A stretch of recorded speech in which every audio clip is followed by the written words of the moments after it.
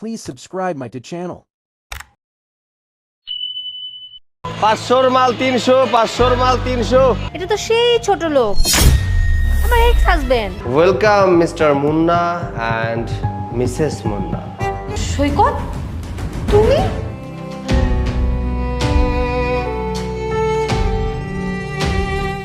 এই লাইচ্ছা দিছি বাইচ্ছা লন, লাইচ্ছা দিছি বাইচ্ছা লন। 500 মাল 300, 500 মাল 300। যার যেটা লাগবো লিয়া যান। এই বাইচ্ছা দিছি লাইচ্ছা লন। ভাই অনেক সুন্দর মাল। আপনি দোকানে কিনতে যাবেন 500 টাকা, আমার এটা একদম 300। দেখা নিবেন, বুঝা নিবেন, ফিক্স 300। যেইটা লন।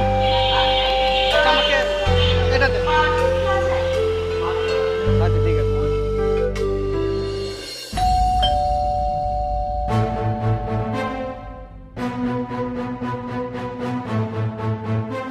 আসসালামু আলাইকুম। ওয়ালাইকুম আসসালাম। কি ব্যাপার, কি শুরু করছেন? ফাইজলামি। 6টা মাস হয়ে গেছে, ভাড়া দেওয়ার কোনো খবর নাই। আপনাদের যখনই বলি তখনই আপনারা বলেন এইটা সেইটা, আপনাদের আজকে পাওয়া যায় তো কালকে পাওয়া যায় না। কবে দিবেন ভাড়া? আসলে ভাইজান একটু সমস্যা ছিল তো, এর জন্য দিতে পারিনি। আপনি টেনশন করবেন না, আগামী মাসের ভেতরে সব টাকা দিয়ে দিব। আরে রাখেন আপনাদের সমস্যা।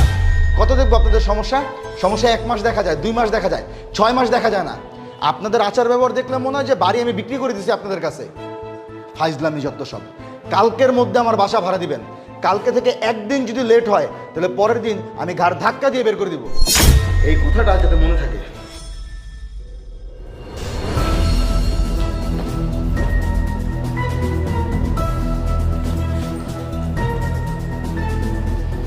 কি ব্যাপার, তুমি কি করছো? ব্যাগ গোছাচ্ছ কেন? কেন ব্যাগ গুছাচ্ছি সেটা তুমি বুঝতে পারছো না? তোমার তো ভালো করে জানার কথা। বাড়িওয়ালা একটু আগে এসে আমাকে কি বলে গেল, শুনো নাই তুমি? যা নয় তাই বলে অপমান করে গেছে। আর তুমি তুমি তো একটা কথাও বলতে পারলে না। 6 মাস ধরে বাড়িওয়ালা বাড়ি ভাড়া পাবে, সে তো বলবেই। আর তুমি করো কি? হ্যাঁ, কোনো কাজই তো করো না, ভাবেন না একটা। আফরিন, মুখ সামনে কথা বলো। কি বলছো কি তুমি সব? হ্যাঁ, আমি তোমার স্বামী, তুমি ভুলে যেও না। আর আমি বেকার তোমাকে কে বলেছি? আমি তো কাজ করছি, আমি তোর কাজ না করা না। খুব একদম স্বামী বলছো না? স্বামী হিসেবে তোমার যে দায়িত্ব পালন করার কথা সেটা একটাও তুমি করেছো? করনি। আর কাজ করছো বলছো? কি কাজ করছো? সেই ফুটপাতে খুচরো কাপড় চোপড় বিক্রি করছো। আর আমাকে কি বলেছিলে বিয়ের আগে? যে আমাকে একটু সময় দাও, তারপর হচ্ছে আমি বিজনেসটাকে অনেক বড় করব। তারপর আমি সেই আশা তোমাকে বিয়ে করলাম, কিন্তু এখন তোমার বিজনেসের কি অবস্থা? সেই ফুটপাতেই তুমি জামা কাপড় বিক্রি করছো।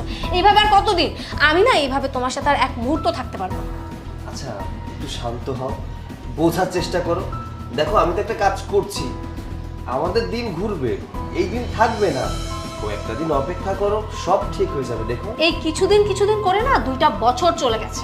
আমি আর এভাবে থাকতে পারবো না। এই অভাব অনটনের সংসার আমি আর করতে পারবো না। আমি একা একটা মেয়ে হয়ে অফিসে যাচ্ছি, বাসায় এসে কাজ করছি। আর তুমি তুমি কি করছো? তুমি ভাদাই মা মতো সব জায়গায় ঘুরছো, কোনো কাজ করছো না। আমি না এইভাবে আর এক মুহূর্ত তোমার সাথে থাকতে চাই না। আর তোমার সাথে যে আমার কোনো ফিউচার নেই সেটা আমি একদম ক্লিয়ার হয়ে গেছি। আর এরকম অনিশ্চিত একটা মানুষের সাথে আমি আমার জীবনটাকে আর জড়াতে চাই না। তাই আমি একটা ডিসিশন নিয়েছি, আমি তোমাকে ডিভোর্স দিব। আমি তোমার সাথে আর থাকবো না। 2 দিনের মধ্যে আমি তোমাকে ডিভোর্স লেটার পাঠিয়ে দিব। দাঁড়াও, এটা তো জাস্ট একটা অজুহাত। তুমি অজুহাত না দেখালেও পারতে, আমাকে বলতে পারতে। দেখো তোমার সাথে সম্পর্ক রাখা আমার পক্ষে সম্ভব না। বিয়ে কেন করেছিলে? সংসার কেন করেছিলে বলো? ছেড়েই যেহেতু যাবে, তাহলে এতদিন তো আমার সাথে থাকার কোনো দরকার ছিল না। চলেই যেহেতু যাবে, আটকানো তো সম্ভব না, কারণ জোর করে কখনো ভালোবাসা আদায় করা যায় না। আর একজনের ভালোবাসা যদি অন্য কাউকে দিয়ে দেওয়া হয়, তখন আর স্বামীর প্রতি ভালোবাসা থাকে? থাকে না। আমি খুব ভালো করেই জানি তুমি আমাকে ছেড়ে কেন চলে যাচ্ছ। কারণ তুমি অন্য একটা ছেলের প্রেমে পড়েছো, রিলেশন করছো, তাকে বিয়ে করে সংসার করতে চাচ্ছ। একদম ঠিক বলেছো। আর সত্যিটা যখন জেনেই গেছো, তাহলে তোমাকে এবার বলেই দিই, তোমার সাথে আমি একদমই থাকতে চাই না। আমি মুন্নাকে ভালোবাসি, আমি ওর সাথেই থাকতে চাই। আর মুন্না না তোমার থেকে ফার দেন বেটার। ও টাকা পয়সা আছে, ও ওয়েল সেটেল। না তুমি তুমি কি? তোমার সাথে তো মুন্নাকে কম্পেয়ারই করা যায় না। তোমার সাথে থাকা না আমার একদমই সম্ভব না। আমি কোনোভাবেই তোমার সাথে মানিয়ে নিতে পারছি না, আমি অনেক চেষ্টা করেছি আর পারছি না। তাই আমার কাছে মনে হয়েছে মুন্নাই আমার জন্য বেস্ট অপশন, তাই আমি ওকেই বেছে নিয়েছি। যাও, আমি তোমাকে আটকাবো না। আজকে যে গরিবের অজুহাত দেখিয়ে তুমি আমাকে ছেড়ে চলে যাচ্ছ, একদিন দেখবে আমার দিনটাও ঘুরবে। যে ব্যবসাকে ছোট করে তুমি চলে যাচ্ছ, এই ব্যবসায় ইনশাল্লাহ একদিন আমি অনেক বড় করব। সেদিন তুমি দেখবে আর আফসোস করবে।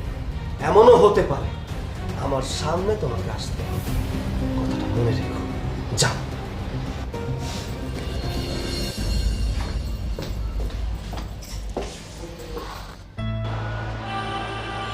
একদম দাম কিরকম? দাম কম আছে, আপনি কটা নেবেন? 4-5টা নিতাম। 4-5টা নেবেন? আচ্ছা 400 করে দিয়ে দিন। না, কিছু কম নাও। কিছু কম নেব, 400 করে দিন ভাই, লাভ বেশি থাকে না তো। 5টা তো নেব, কিছু কম নাও। আচ্ছা যান, একদম আপনার জন্য 350 350 দেন। এই শার্টটা দাও, এটা দাও। আচ্ছা দেন, এদিক দেন, প্যাকেট করে দিন। আমায় দে না।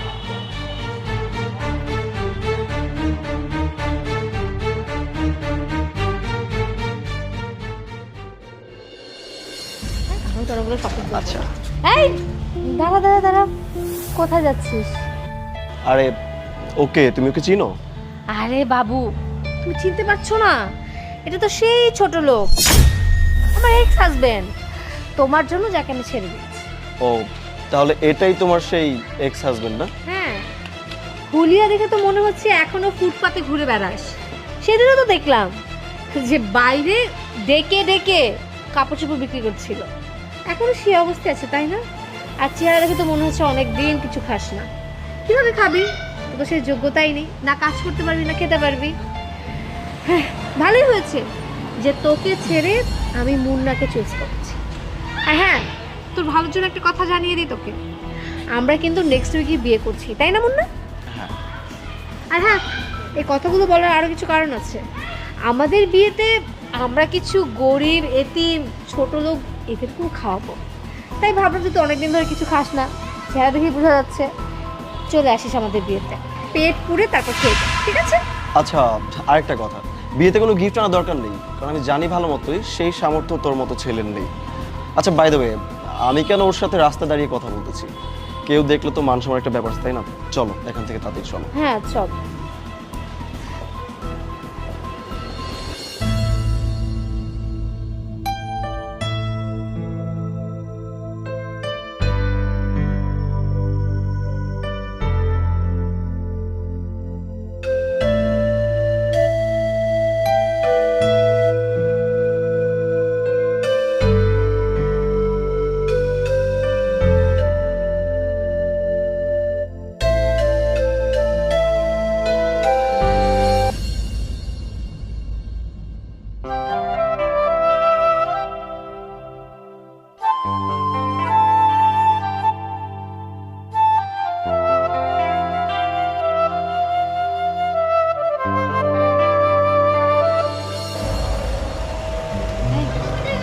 এই দোকানটা অনেক বড়, তাই না?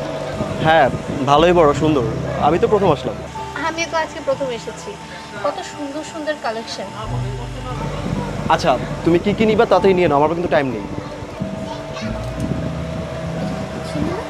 না, এটা ভালো লাগে না। তুমি এইটা দেখতে পারো। এটা সুন্দর। হ্যাঁ, চলে। এইটাও সুন্দর আছে, নাও।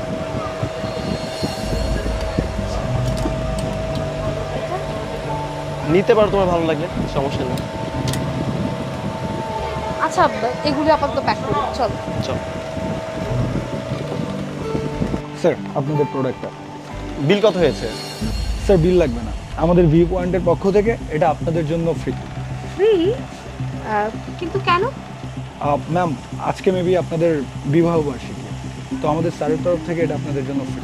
আমাদের অ্যানিভার্সারি, সেটা আপনাদের স্যার কিভাবে জানেন? এটা তো আর আমি জানি না ম্যাম, স্যার আপনাদের সাথে দেখা করতে চেয়েছে। দেখা তো করতেই হবে, কারণ যে আমাদেরকে বিবাহ বার্ষিকী উপলক্ষে এত সুন্দর গিফট করলো, তাকে তো অন্তত একটা ধন্যবাদ দিতে হবে। আচ্ছা, বাই দ্য ওয়ে, আপনাদের স্যার অফিসটা কোথায়? 3rd ফ্লোরে তার অফিস। আচ্ছা, থ্যাংক ইউ, চলো।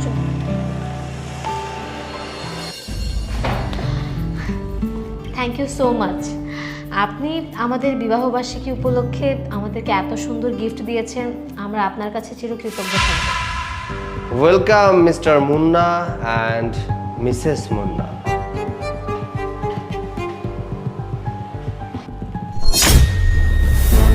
সৈকত, তুমি তুমি এখানে? হ্যাঁ আমি। সরি, সৈকত নয়, স্যার বলতে হয়। কোনো শোরুমের মালিকের অফিসে এসে তাকে নাম ধরে না, তাকে স্যার বলে সম্বোধন করতে হয়। এতটুকু ভদ্রতা তো আপনাদের আছে, রাইট? কিন্তু আপনি আপনি এখানে কি করছেন? আর ওই অত বড় শোরুমটা আপনার? আপনি তো ফুটপাতে জামা কাপড় বিক্রি করতেন, আপনি এত বড় শোরুম কিভাবে করলেন? আর তাছাড়া আপনি আমাদেরকে গিফট বা কেন দিয়েছেন? এক্স্যাক্টলি, জেনে শুনে দিয়েছে। সেই ফুটপাতে কাপড় বিক্রেতা আজ শোরুমের মালিক। কি অবাক হয়ে যাচ্ছে? নিশ্চয়ই অবাক হওয়ার কিছু নেই। একটা কথা শুনেছেন না, পরিশ্রম ও সৌভাগ্যের প্রসূতি। মানুষ পরিশ্রম করলে সবকিছুই পায়। মানুষ পরিশ্রম করলে সবকিছুই অর্জন করতে পারে, যদি থাকে তার চেষ্টা এবং সততা। আমি বলেছিলাম না, আমার ভাগ্য একদিন বদলাবে, একদিন ঘুরবে। দেখেছ আল্লাহর কি অশেষ রহমত, কোন পজিশন থেকে আজ কোন পজিশনে চলে এসেছি। তুমি সেদিন ছেড়ে চলে গিয়েছিলে বলেই আমার রাগ, আমার জেদ এই পজিশনে আমাকে নিয়ে এসেছে। কি বলেছিলে আমাকে মনে আছে? সেই গুড়ে বালি, মনে আছে তো কথাটা? তুমি যাবার সময় আমাকে বলে গিয়েছিলে সেই গুড়ে বালি। সেই গুড়ে বালি নয়। আজকে দেখো, এই শহরে আমার পাঁচটা শোরুম রয়েছে। সেদিন যদি আমার কাছে এত টাকা পয়সা থাকতো, তাহলে তোমার মতো লোভী মেয়েকে আমি চিনতে পারতাম না। ভাগ্যের কি নির্মম পরিহাস দেখো। তোমাদের অ্যানিভার্সারির পোশাকটাও আমার শোরুম থেকে নিয়েছে। এটার দাম কেন নেয়নি জানো? এটা তোমাদের জন্য গিফট ছিল। আর হ্যাঁ, আমার সাথে দেখা করার জন্য অনেক দিন থেকে অ্যাপয়েন্টমেন্ট নিতে হয়। তোমাদেরকে এখানে কেন ডেকেছি জানো? শুধুমাত্র আমার পজিশনটা দেখানোর জন্য। তোমরা চাইলেও আমার সাথে দেখা করতে পারতে না, কারণ তোমাদের মতো নিম্ন শ্রেণীর মানুষের সাথে আমি দেখা করি না। নেহাত তুমি আমার এক্স ওয়াইফ ছিলে তাই, নতুবা তোমাদেরকে এখানে ডাকার আমার প্রশ্নই ছিল না। বাই দ্য ওয়ে, আসল কথাই তো বলা হয়নি। আগামী মাসের 31 তারিখে আমার বিয়ের দাওয়াত রইল।